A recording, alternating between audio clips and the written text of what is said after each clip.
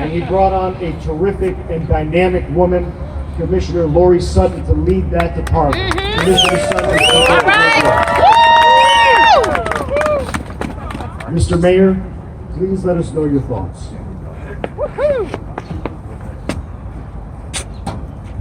Good morning, everybody.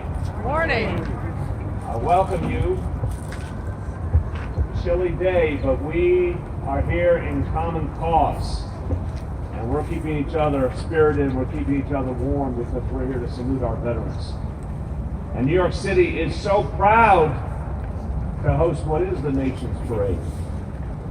And what a good time to be doing it, to make sure the whole nation is focused on the needs of every one of our veterans. Dan McSweeney has done amazing work building on this tradition, helping veterans all over the city. Let's thank him for all he does. And there are a lot of people to praise and appreciate and acknowledge here. But you know, my friends, sometimes we actually get to be in the presence of a hero, and I think he deserves even a higher designation. He's an icon. He represents something to so many of us, particularly in my generation, who watched in awe his achievements and that of his comrades, and they made us so proud and they gave us such belief in what could be. Now I want you to know, he's a hero and he's an icon, but he's just a really good, down-to-earth guy as well. So join me in saluting Buzz Aldrin for all he has done for this nation.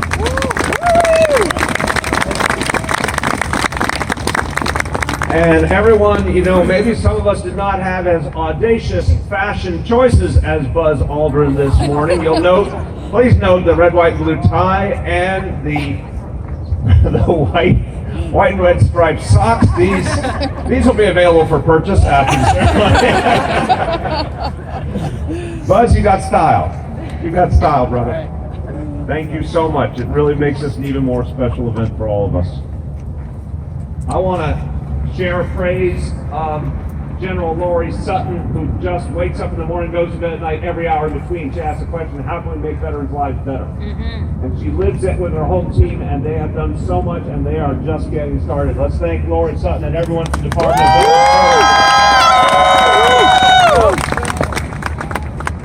I want to thank Paul Buca for what he's done for this country, but I want to thank him for giving us a mandate that couldn't be clearer. I agree with you. First in line is the one who needs it most. And then we serve everyone in line. Let's thank Paul for everything he's done. Let's thank one of the other men who made this whole event possible, made it grow, Doug McGowan, for all he's done, United War Veterans. Thank you, and a praise to General Ellen Polakowski for her leadership. We thank her. And of course, all the elected officials who are here with us, we thank you for being a part of this as well.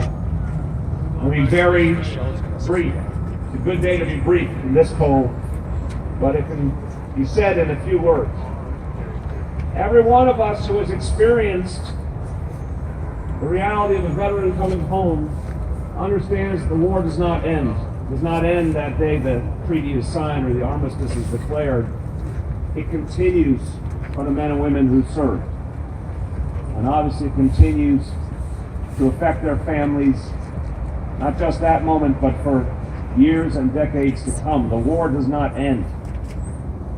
And I think we have to come to recognize that more deeply as a people, because we extend a hand of help to our veterans and their families, but not nearly enough.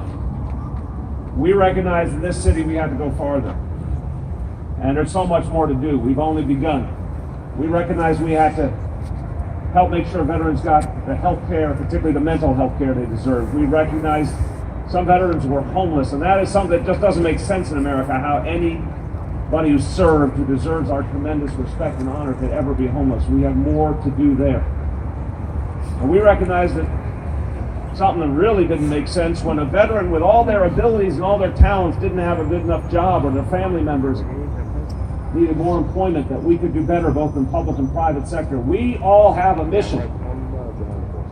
Their mission is done. Our mission, we're only a few steps along that road.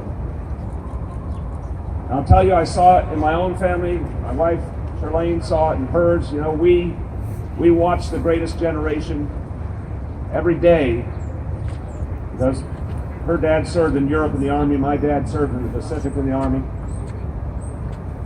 And they carried it with them all the time. It never, ever went away. Both the pride, the love for their comrades in arms, the pride in serving their country, knowing that it did a just cause, but also the pain, the physical pain, the mental health challenges, the unanswered questions. They carried it with them. I saw it in my father literally every single day, and I saw it because when he woke up in the morning, he only had half of one leg, the other half was left on Okinawa. And I gotta tell you, if we really open ourselves up to all that our veterans have done for us, we will ask ourselves every day, what's the next thing we can do? It's as simple as that. What is the next thing we can do to help a veteran? Our mission will not end. Cannot end. So this is a day to celebrate and it's a day to honor. But please come away from this day, just like Paul said, come away from this day with a sense that you too are taking on the mission. That we will not rest until every veteran is served. Thank you, and God bless you all.